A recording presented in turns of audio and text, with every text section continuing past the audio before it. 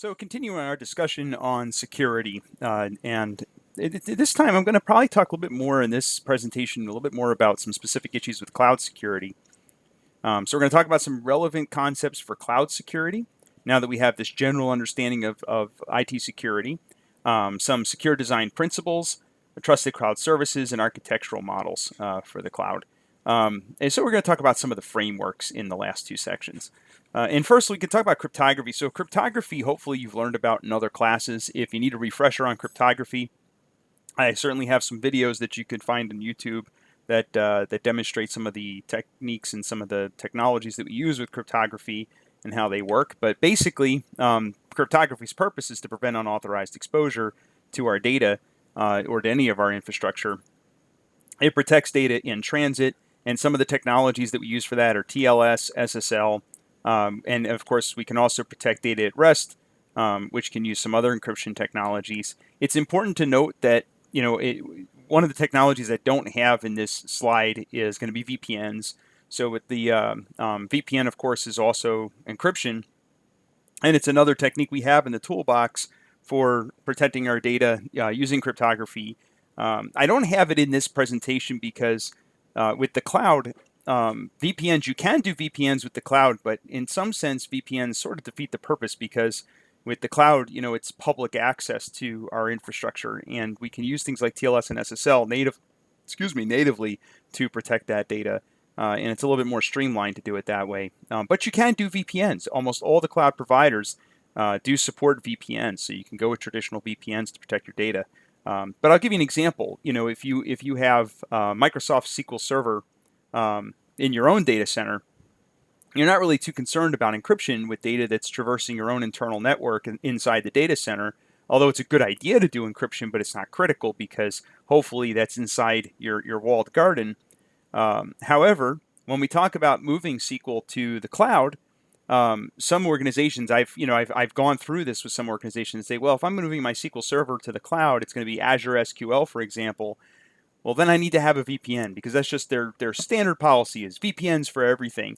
And it's a little bit redundant because if you're using Azure SQL in the cloud, by default, they use TLS encryption to protect the data in transit between the cloud-based database server and any of your clients that are using SQL, T-SQL or whatnot to connect to that database using the SQL ODBC driver, or it could be direct connections to SQL Server. So by default, they're protecting that you can't actually use Azure SQL without encryption. It's required. So it wouldn't even be possible to connect to it without encryption. And it uses the exact same cryptographic protocols or standards that we use with VPNs. So TLS and SSL is just as secure as a VPN.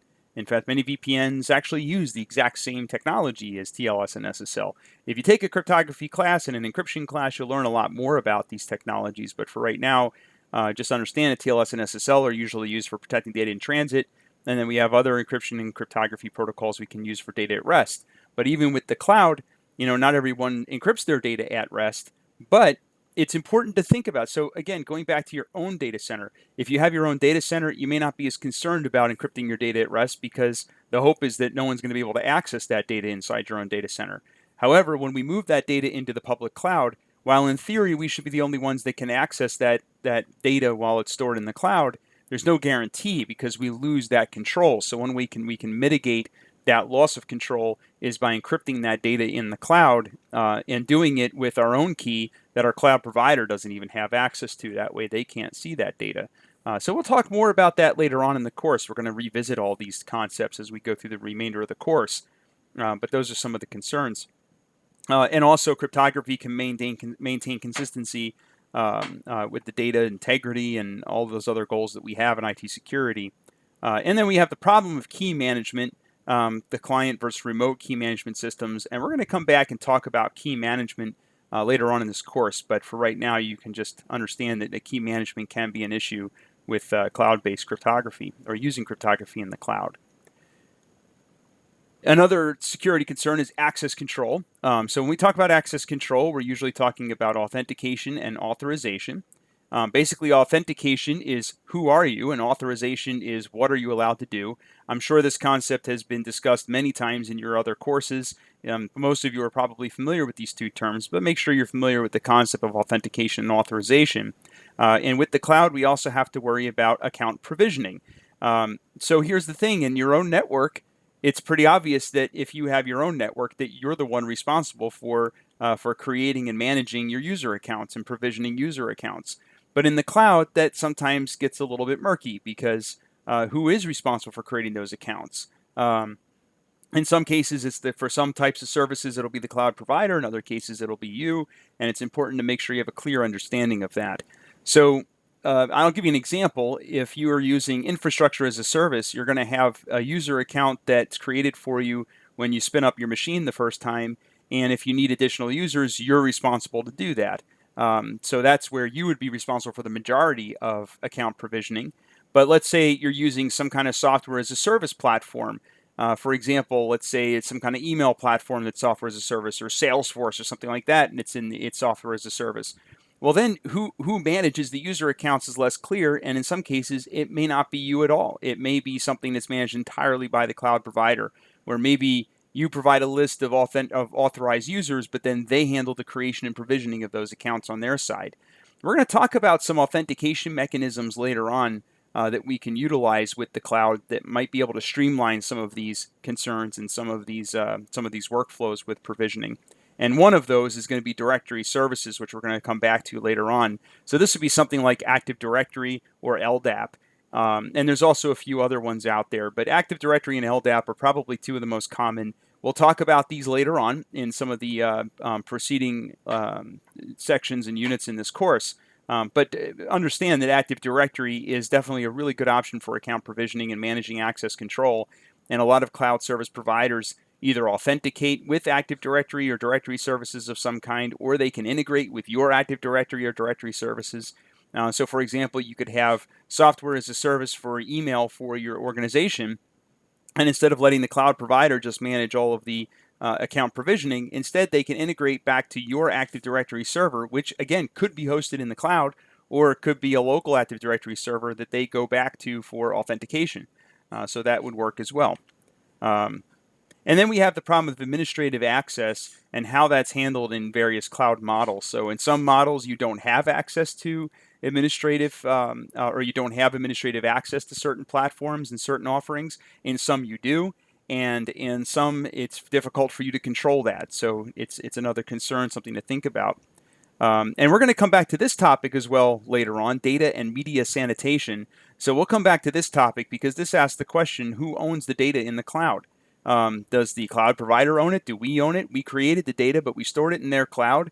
What is the agreement on who owns that data? For example, a lot of us use Facebook, and when we put all of that information in Facebook, and we put a lot of information in Facebook collectively as a society, there's a lot of information in Facebook, and the question is who owns that data? And some people think they own that data, and that's simply not the case. Facebook owns that data. If you told Facebook, I want you to remove all of my data, that's not necessarily something they have to do. So can we take our data with us when we're done using a service? That's something that you need to establish up front and something to think about. So we're going to talk about data and media sanitation in much more detail later on in the course. We'll revisit that concept. Network security, of course, is important. It was one of the pillars that we talked about in the previous slide deck. I talked about those three pillars. There was computer and application security, and there was network security was on the right-hand side. So physical network security is usually the responsibility of the cloud provider. Virtual network security is usually the responsibility of the cloud user. That would be us when we set up our cloud accounts. And one of the things we have to realize about the cloud is that we share that internet backbone when we're in the cloud. We're sharing that common backbone with a whole bunch of other clients. So there's certainly some concerns with that, and certainly we have to have some awareness with that. You know, and as I go through a lot of these things, and we're going to talk about the cloud, you know, the intention here isn't to scare people away from using the cloud. I think the cloud is a great platform. I think we can all agree that that the cloud has some great tools, and it's certainly becoming much more popular. And there's a lot of great reasons to use it, as we saw in the previous unit. But we have to be aware of what some of the concerns could be and make sure that we're mitigating anything that we can't control, doing our best to mitigate that, and at least understanding what those risks are, which is what our primary goal is in a course like this. So virtualization is also something we have to consider. We know that if we're using a cloud provider, especially with infrastructure as a service, we're going to be dealing with virtualization. And we're now in a situation where our virtualized platforms, our virtual computers, are sitting in a swimming pool with lots of other virtual machines. Yes, in some cases you can pay a cloud provider for dedicated hosting if you wanted to, but that's not common. Most of us are in a shared environment. It's common to use a shared environment. So if you recall, going back to the first unit in this course, we talked about type 1 versus type 2 hypervisors. And there are security concerns with both of these. For the most part, if we were in a classroom, I would ask you, if you're in the cloud, which of these types of hypervisors do you think a cloud provider would be using? And if you're asking yourself that right now, hopefully most of you are answering it's going to be a type 1 hypervisor in the cloud. You might use a type 2 hypervisor in your own host on your own computer for testing and for software development and for some light duty virtualization. But for a real enterprise environment and in the cloud, they're going to be type 1 hypervisors that are hosting these virtual machines. If you recall, when we talked about virtualization security, I talked about how there are attacks that target type 1 hypervisors and try to escape from the VM. And while we can do the best we can to protect our own machines, there may be other people that are not protecting their machines, and they get a virus that takes advantage of a vulnerability in the hypervisor and escapes the VM, and now we're all infected with some kind of malware. And there is malware that can give you a rootkit without you even knowing it. So again, we want to make sure we're aware of these risks and that we're doing something to mitigate those. And we'll come back and talk about that later on as well in this course. So some common threats in the cloud. These are not unique to the cloud, but certainly some things that are a little more acute in the cloud is data breaches, because we're sharing we're sharing space. It's multi-tenancy, so we're all sharing the same swimming pool, and everything's kind of floating around, and it's possible for data to get breached either by another client, another tenant, or through an attacker. Because again, we don't have a lot of control over the perimeter. That's all handled by the cloud provider. Insufficient ID, credential, and access management. Again, this is something outside of our control sometimes.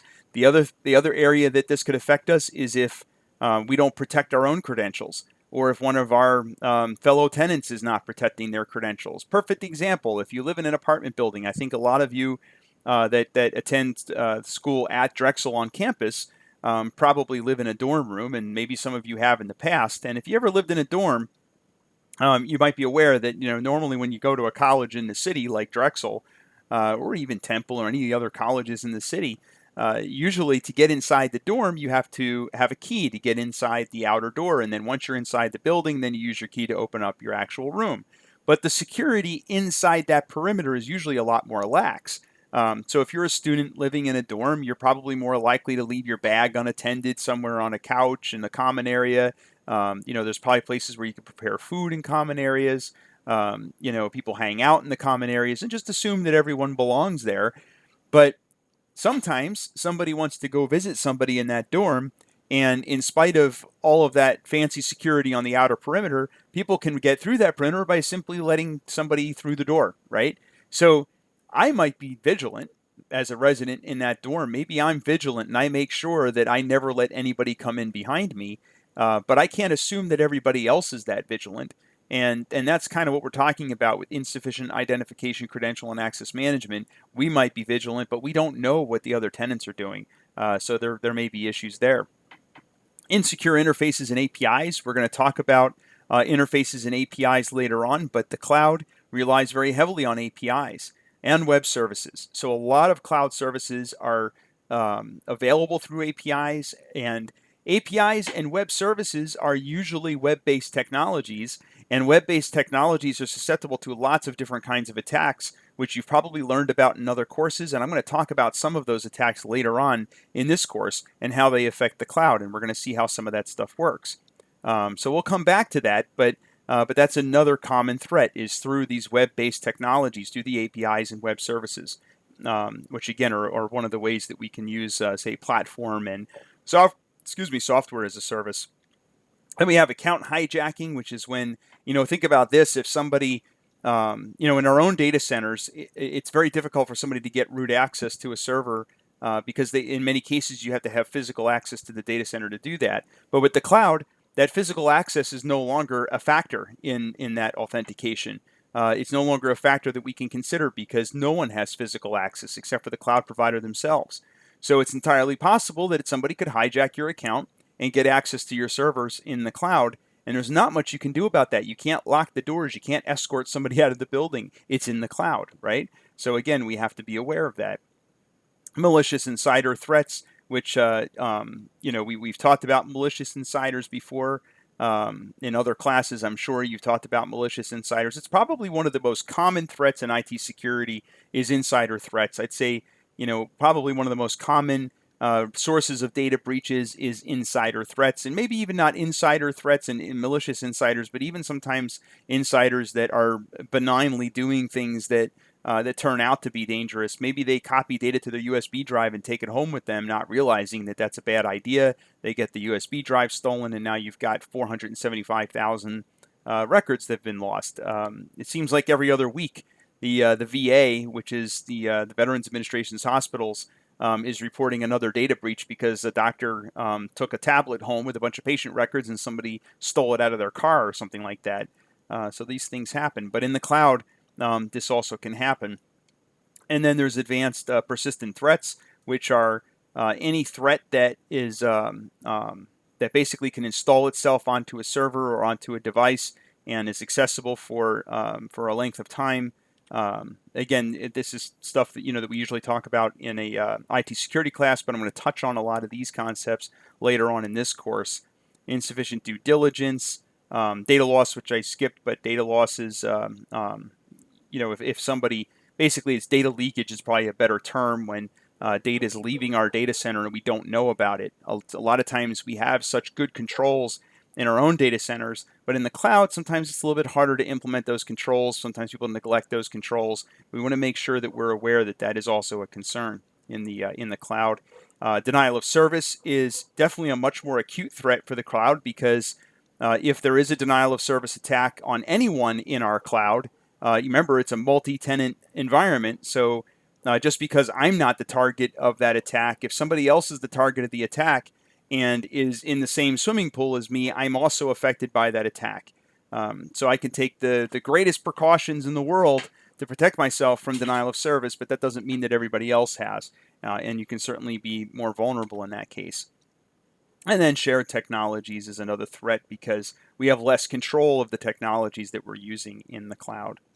So some specific threats for infrastructure. Multi-tenancy is one factor to think about for these threats because we're sharing infrastructure. So when you're thinking about threats in the cloud, in infrastructure as a service, we want to be aware of multi-tenancy, co-location, and of course the hypervisor security because we're using hypervisors for our virtualization. So with infrastructure as a service, those are some of the things we're thinking about. And when we're trying to brainstorm platform as a service threats, we're thinking about system isolation, user permissions, user access, malware, Trojans, backdoors, and those things that can affect those. And finally, with software as a service threats, probably the number one is going to be web application security, and then data policies, data protection, and confidentiality, of course, are also important. I would say for software as a service, I forgot to put one bullet point up here, and that would be anything to do with APIs and web services. So we want to think about those as well. But I suppose they could also fall into the category of web application security. So another concept for cloud data security is going to be the data lifecycle. This lifecycle isn't just for cloud data. This applies to pretty much all data lifecycles. But it's important to think about it in context of the cloud. We're going to come back to this later on. So we're going to talk about the secure data lifecycle, in reference to the cloud in another unit. But just as a brief introduction, basically you create data. So it could be created from scratch, it could be generated, inputted, modified, but somehow we create the data and then we store it somewhere. And once it's stored, we might use it periodically. We might even share it with, either within our organization or outside the organization with APIs and things like that. And then eventually we're done with it, so we archive it. So we archive it for some period of time, and then we destroy that data. And that's the basic life cycle. So the problem with the cloud is some of these areas in the life cycle get a little bit confusing with the cloud as to who has control. A great example is destroy. When you delete data in the cloud, is it really deleted? Do we know it's deleted? For example, if you want to make sure that data is deleted in your own data center, you can pull a drive out and drill holes in it, or shred it, or burn it, or light it on fire, whatever it is that you do with your drives. Even degauss it if you want to do something. But in the cloud, we can't drill through the cloud, right? We can't shred the cloud. So that's certainly something to think about. But we'll talk about that later on in some ways that we can deal with that in the cloud. Business continuity is also a major concern in the cloud, and something we have to think about, because again, we lose a lot of control by going to the cloud. So sometimes we don't know exactly what business continuity and disaster recovery tools are available to us in the cloud, or even what kind of business continuity our cloud provider has. So that's certainly something that we can investigate before we sign up with a cloud provider. We'll talk about this later on in the course as well. But one of the tools that we have for assessing business continuity and disaster recovery with the cloud provider is to take a careful look at the service level agreement, or the SLA. It's one of the best tools that we have for disclosure from a cloud provider as to what they view their responsibilities are with things like business continuity and disaster recovery. Because of cost-benefit analysis, resource pooling, cyclical demands, data center versus operational costs. So again, this is if you're justifying moving to the cloud. Focus changes. Before we were worrying about our own data centers. Now our focus changes to the cloud data center, which can have a tremendous shift in how we do business in IT departments. And then ownership and control and cost structure all change tremendously when we're moving to the cloud. So these are all things kind of on a business level that we have to think about. We'll talk about some of this business stuff later on in the course as well. So some of the standards that we talk about, and I should probably take a brief pause here and talk about standards. So standards are, we know what standard, most of you probably are familiar with technical standards like TCP/IP is a standard, FTP is a standard, HTTP is a standard. These are sort of well understood, well described ways that we do things in a standard way. For example, a de facto standard is the gas pedal in your car being on the right and the brake being on the left. When you get into a car, you don't have to learn how to drive a specific car, because everything kind of works the same way in every car. They all kind of do things in very similar ways. The cars are obviously different, but manufacturers have these sort of de facto standards, just like we have standards in IT to facilitate interoperability and things like that. But one of the things that we also have with standards is standard frameworks for IT security, for quality assurance, and so forth and so on, and IT management, data center design. All of these things, there are standards that have been predefined that sort of tell us the best practices in how to do something. If you're looking to do anything, and IT security is no different, there are standards that help you, or frameworks, I should say, as well. So sometimes these standards are referred to as frameworks that give you sort of a roadmap as to how to do something in an industry standard way that's already been vetted and well accepted throughout the industry. Some of those standards that are specific to cloud is going to be ISO 27001 and 27001-2013, which is a platform and vendor neutral framework for security compliance. NIST 853 is a pretty well-known framework. It's the framework that you must comply with when you're working with the federal government. So if you're a defense contractor or something like that. So NIST 853 has some things that are specific for the cloud, but a lot of very general policy requirements. So that's certainly one to look at. PCI DSS is are standards that you must comply with if you're processing credit cards. So your cloud environment would have to be PCI DSS compliant if you're doing anything in the cloud that has to do with credit card processing and financial transactions. There's SOC 1, 2, and 3, which is frameworks for IT auditing. Common criteria, which is certification for IT security compliance. And then FIPS 140-2, which is accreditation of cryptography standards. So cryptography and if you read some of these standards, sometimes they kind of cross-pollinate. So if you read NIST 853, sometimes it references FIPS when it talks about cryptography. Instead of redefining all of that stuff, it just simply references other standards and frameworks. So certainly good things to be aware of. And I'm going to talk about standards and frameworks later on in the course. We'll talk about them in a little bit more detail later on as well.